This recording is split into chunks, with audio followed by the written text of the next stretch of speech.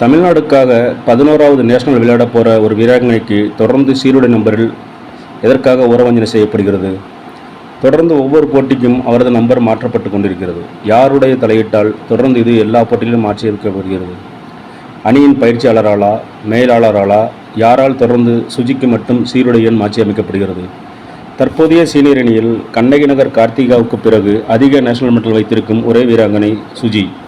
கார்த்திகாவுக்கு இது 14வது நேஷனல் போட்டி. 7வது முறையாக கேப்டன் பொறுப்பேற்றிருக்கிறார்.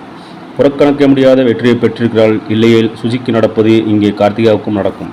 கிட்டத்தட்ட 5 ஆண்டு காலமாக தமிழகத்துக்கு விளையாடும் சுஜிக்கு சீருடையனில் மட்டுமில்லை, சிறந்த தலைமை பண்பு கொண்ட வீராங்கனை.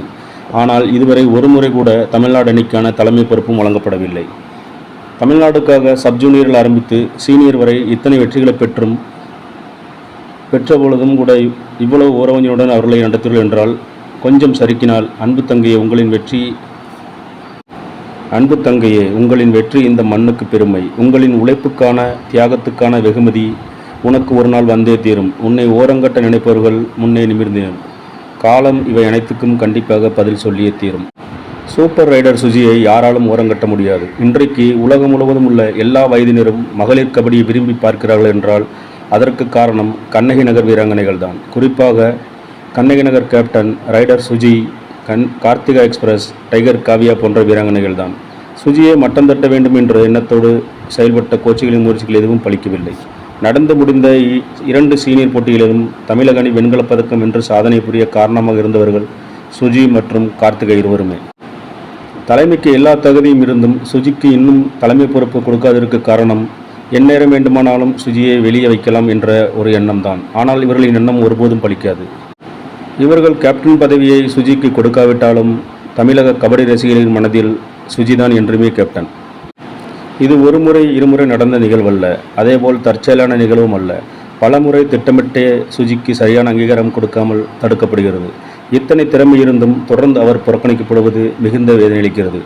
அவருக்கு உரிய நீதியும் தகுதியான அங்கீகாரமும் விரைவில் கிடைக்க வேண்டும் என்பதே தமிழக கபடி ரசிகர்களின் எண்ணம். சுஜி ஒரு ஆல்ரவுண்டர். விளையாட்டிலும் சரி, பிறரை அனுசரித்து செல்வதிலும் சரி.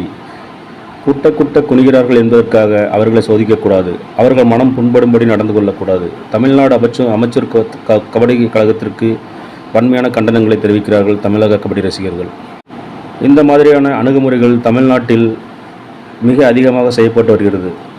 விளையாட்டுக் கழகத்திற்கு பொறுப்பானவர்கள் இதற்கு கவனம் செலுத்தி விளையாட்டு வீரர்கள் மனம் தளராமல் இருக்க அவர்கள்தான் இதற்கு உரிய வழிவகை செய்ய வேண்டும் என்பதே அனைத்து தமிழக கபடி ரசிகர்களின் அன்பான வேண்டுகோள்.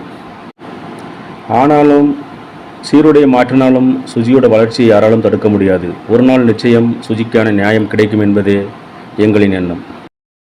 தமிழ்நாட்டு கபடி அணி நிர்வாகிகள் சுஜிக்கு கேப்டன் பொறுப்பை வழங்கவில்லை என்றாலும் தமிழ்நாட்டு கபடி ரசிகர்களுக்கு சுஜி ஸ்டார் என்றும் கேப்டன் தான்.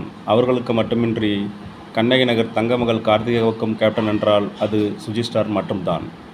இங்கே நான் ரொம்ப மிஸ் பண்ணுறேன் ஒரு பிளேயரை, எங்கள் டீம் கேப்டன் சுஜி அக்கா.